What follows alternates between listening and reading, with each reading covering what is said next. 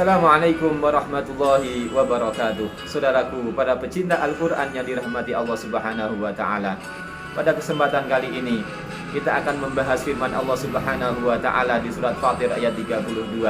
A'udzu billahi minasyaitonir rajim.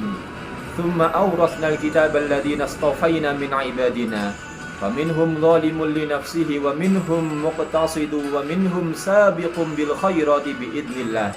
Dzalika huwal fadlul kabir. Saudaraku sekalian, sesungguhnya kalau hati kita tergerak untuk bersama dengan Al-Quran, mau membaca Al-Quran, mau menghafal Al-Quran, mau mempelajari Al-Quran, mau mengajarkan Al-Quran, maka harus kita pahami bersama-sama bahwa ini sesungguhnya adalah karunia Allah Subhanahu wa Ta'ala.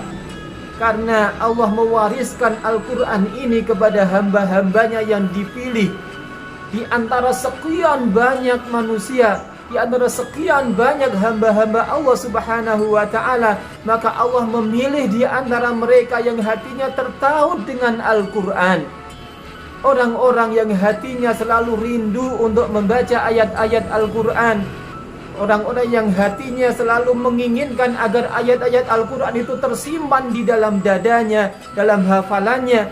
Orang-orang yang mau mengorbankan berbagai hal duniawinya digantikan untuk mengajarkan ayat-ayat Allah Subhanahu wa Ta'ala. Sungguh saudaraku sekalian, ini adalah karunia Allah yang sangat besar yang tidak diberikan kepada sembarang orang.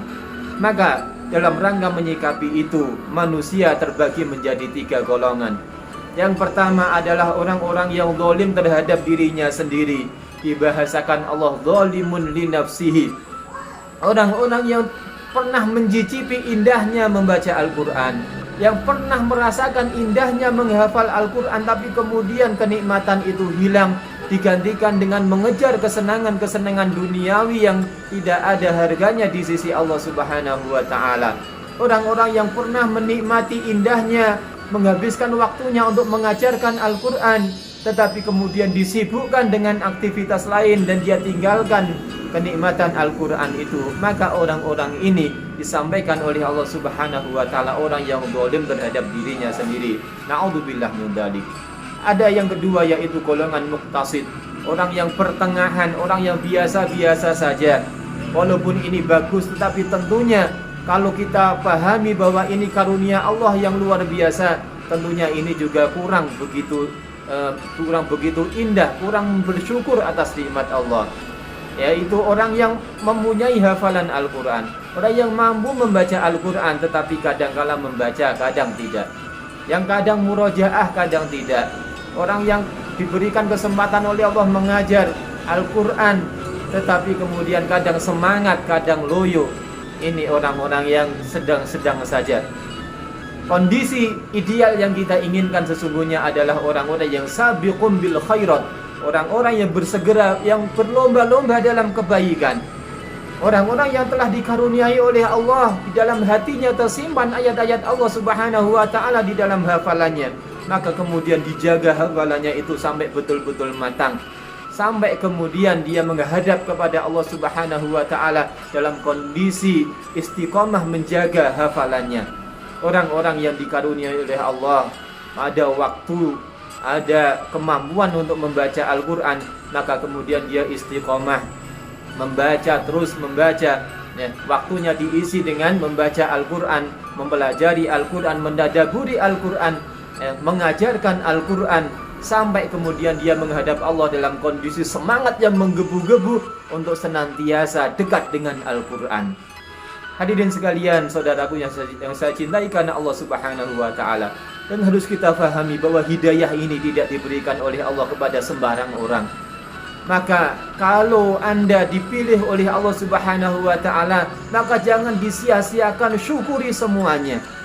Bukankah banyak orang yang mendekat dengan hidayah Allah, tetapi karena Allah tidak memilihnya, maka juga dia tidak dekat, tidak sampai menikmati. Ada orang yang bekerja di lembaga tahfidzul Al-Quran, yang dia berada di lingkungan orang-orang yang menghafal Al-Quran.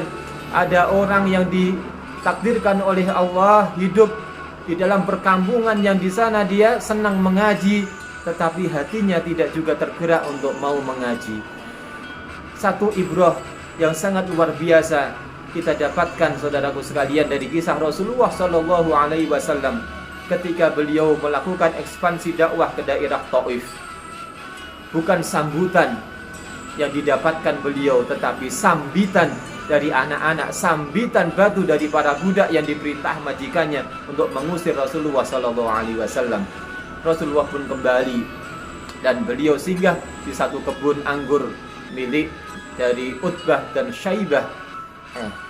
Maka demi melihat orang yang sedang dikejar-kejar itu, hati Utbah dan Syaibah ini tergerak hatinya, merasa kasihan. Maka kemudian dia utus budaknya yang bernama Adas untuk memberikan anggur kepada pelarian ini. Maka Adas pun menghampiri Rasulullah.